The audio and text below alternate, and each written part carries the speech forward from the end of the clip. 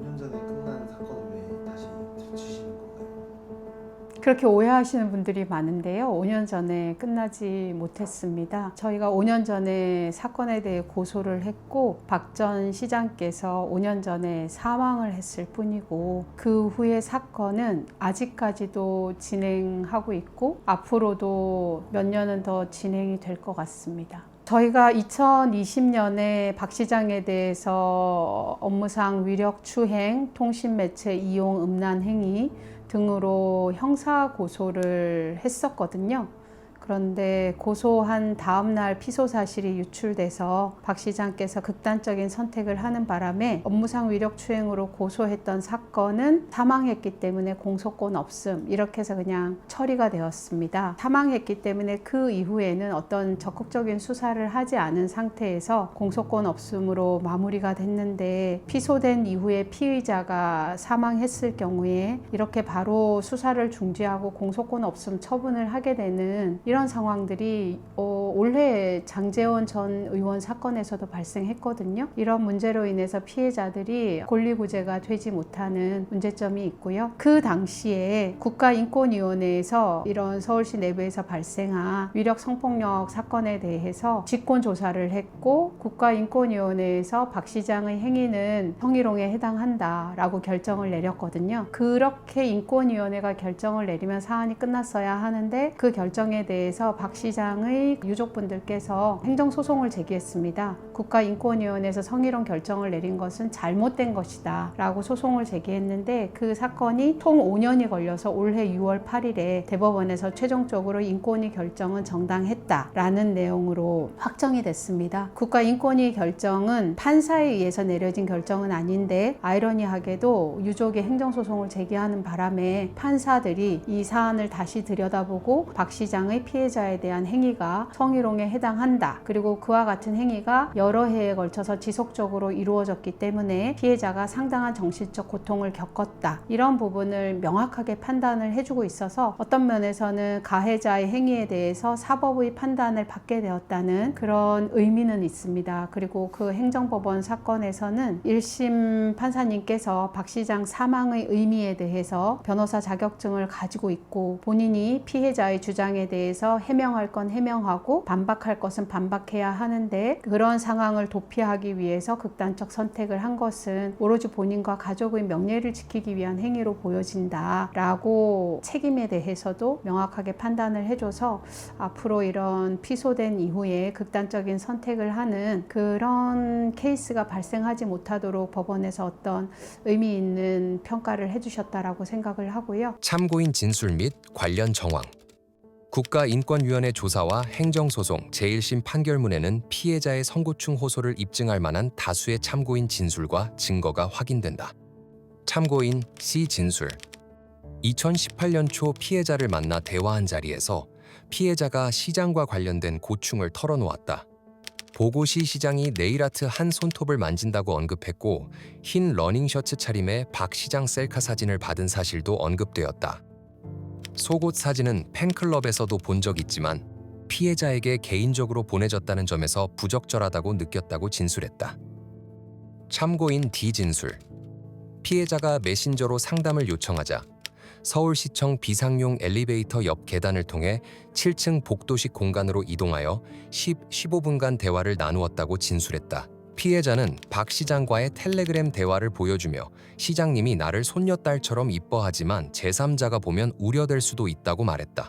특히 박 시장이 밤늦게 잔디 뭐해? 잔디 향기 좋아 킁킁이라는 메시지를 보내온 사실을 언급하며 불편함을 표했다. 참고인 신분 관련 정황. 피해자가 비공식적 경로를 통해 대화를 요청하고 서울시청 내 비밀 공간에서 대화를 나눈 정황에 비추어 볼 때 참고인 C와 D는 서울시장실 근무 직원이었을 가능성이 높다. 텔레그램 대화 내용. 피해자가 참고인 A, B와 나눈 텔레그램 대화에서도 비밀 채팅 것이었더라고요. 이상하긴 하지만 호해 주신다고 그때 멍들었는데 진심 등의 표현이 등장하며 이는 피해자가 시장의 언행에 대해 우려하고 있었음을 나타낸다. 이러한 진술들과 대화 내용의 구체성은 피해자가 박 시장으로부터 성희롱, 또는 성폭력적 언행을 경험하고 이를 내부적으로 호소하였다는 정황을 객관적으로 뒷받침한다. 그럼에도 불구하고 이렇게 행정법원에서도 판단이 나오고 함에도 불구하고 박 시장을 지지하는 많은 사람들이 박 시장의 죽음에 대해서 피해자에게 책임을 전가하는 그런 주장을 하면서 박 시장에 대한 다큐멘터리를 만들었는데 그 내용 또한 피해자의 명예를 훼손하는 내용, 그리고 사실하고 다른 내용이 담겨 있어서 저희가 또 그 다큐에 대해서도 다큐를 상영해서는 안 된다라는 다큐 상영 금지 가처분을 신청하고 가처분 결정이 내려졌거든요. 보통 이런 표현물 같은 경우에는 표현의 자유, 일반 국민의 알 권리가 있기 때문에 가급적이면 그런 권리를 보장해 줌에도 불구하고 해당 다큐 같은 경우에는 그 다큐 안에 있는 내용이 허위 사실이 피해자의 명예를 심각하게 침해하고 피해자에게 주는 정신적 고통이 심대할 것으로 보여지기 때문에 해당 다큐는 상영돼서는 안 된다. 이렇게 또 가처분이 받아들여졌는데 거기에 대해서 다큐를 만든 사람들이 또 그런 이의 신청을 해서 지금 민사소송이 진행 중에 있습니다. 그 외에도 사건이 발생한 이후에 피해자의 사생활을 미행하고 스토킹해서 사실하고 다른 내용의 이런 가짜 뉴스를 만들어서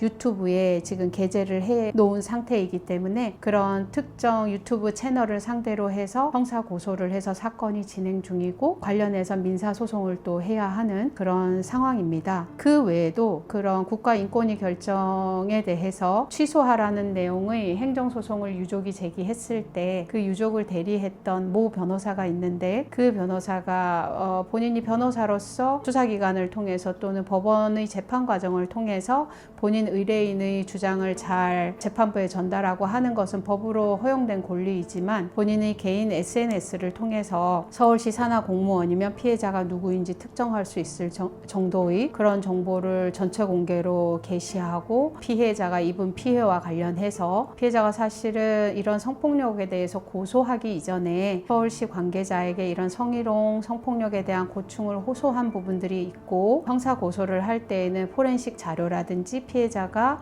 확보한 증거 자료들을 제출했는데 그 변호사는 SNS를 통해서 국가인권위 결정이 잘못됐다. 피해자로부터 이런 성고충에 대해서 들은 사람이 아무도 없고 피해자가 어떤 물증도 제시하지 않았는데 국가인권위가 성희롱이라고 잘못 결정한 것은 문제가 있다. 이런 식으로 허위 사실을 올렸기 때문에 그 행위에 대해서도 고소를 했고 1.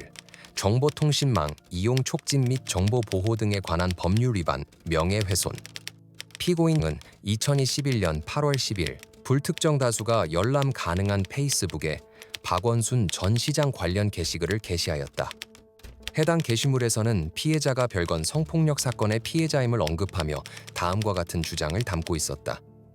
피해자의 성고충 호소를 들은 서울시장실 직원은 없고 성추행 주장에 대한 물증이 없으며 서울시청이 피해자의 일방적인 요구를 받아들이지 않자 박원순 시장을 고소한 것이라는 내용. 피고인은 이 게시물의 제목을 고 박원순 서울시장 사건 관련 사실관계일로 하였다.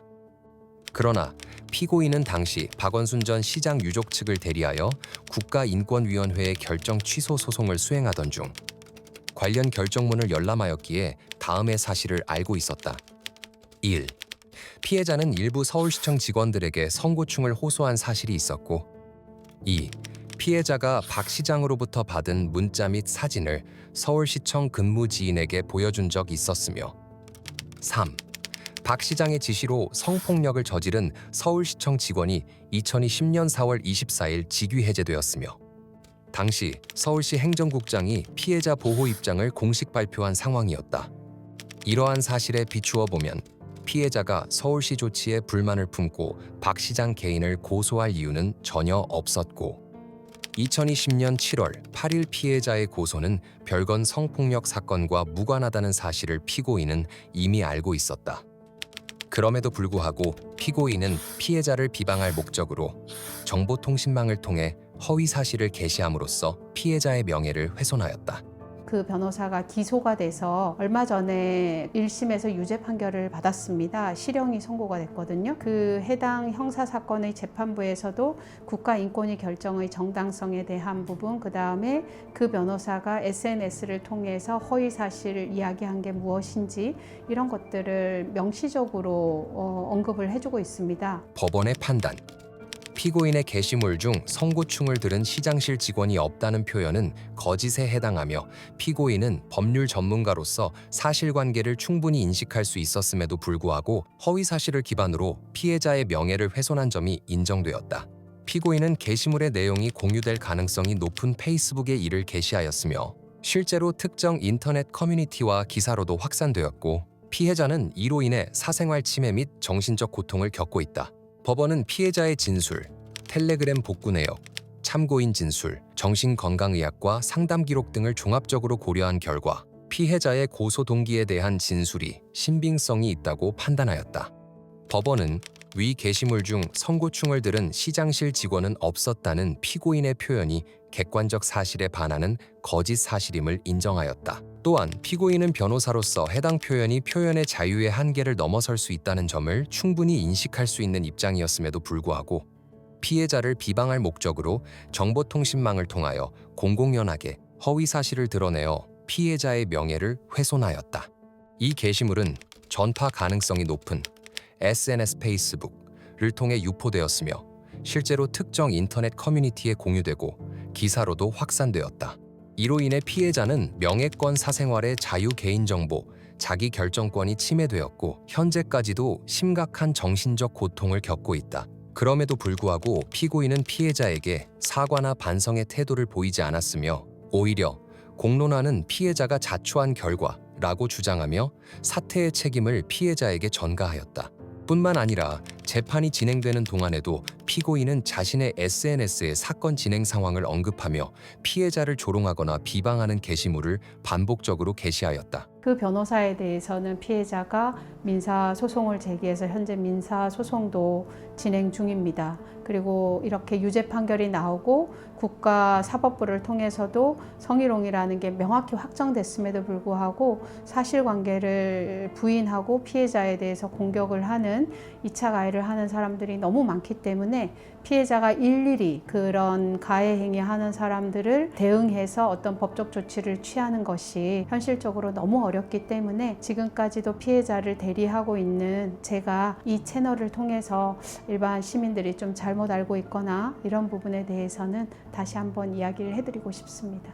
변호사님이 그 페이스북에 보면 그 2차 그러니까 대리인이신데 그 내용들에 대해서 또 한 번 언급하는 거는 또 다른 2차 가해를 하는 게 아닌지에 대한 사실 저희 생각이 있는데 그 부분에서도 한번 얘기를 해주시면 좋겠습니다. 네, 제가 이 박 시장 사건에 대해서 워낙 그 박 시장을 지지하는 사람들이 허위 사실을 이야기하는 경우가 많고 그냥 단순 지지자들이 허위 사실을 이야기하는 거는 간과하고 넘어가도 되는데 뭐 변호사가 그런 얘기를 하거나 했을 때는 사람들이 변호사가 얘기할 정도면 저건 사실이 아니야?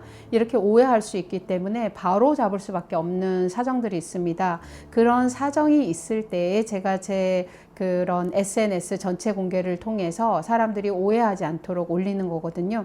국가인권위를 대리했던 모 변호사가 1심에서 유죄 판결이 나온 이후에도 사람들에게 공개적으로 경찰이 수십 명의 수사관을 투입해서 조사를 했지만 박 시장의 추행을 증명할 수 있는 증거는 없다고 했다. 이런 식으로 이야기를 해서 실제 서류에 명시적으로 기재되어 있는 것과도 다른 이야기를 하고 있고 현직 변호사가 그런 이야기를 하기 때문에 사람들은 오해할 수 있어서 그렇게 오해하면 피해자를 향한 2차 가해가 커지게 되는 거거든요. 그래서 제가 그게 아니라는 걸 보여주기 위해서 경찰이 작성했던 의견서에 범죄 혐의에 대한 소명은 된다라는 그 부분을 올렸는데 그러면 이걸 모르는 상태에서 보는 제 SNS를 보는 분들은 이거 뭐 다 끝난 줄 알았는데 변호사님 왜 이런 걸 또 올려가지고 피해자로 하여금 이런 기억을 떠올리게 하고, 그거 자체가 2차 가해다. 변호사님이 오히려 피해자한테 2차 가해 하지 말라고 하면서 변호사님이 동조하고 있는 거 아니냐,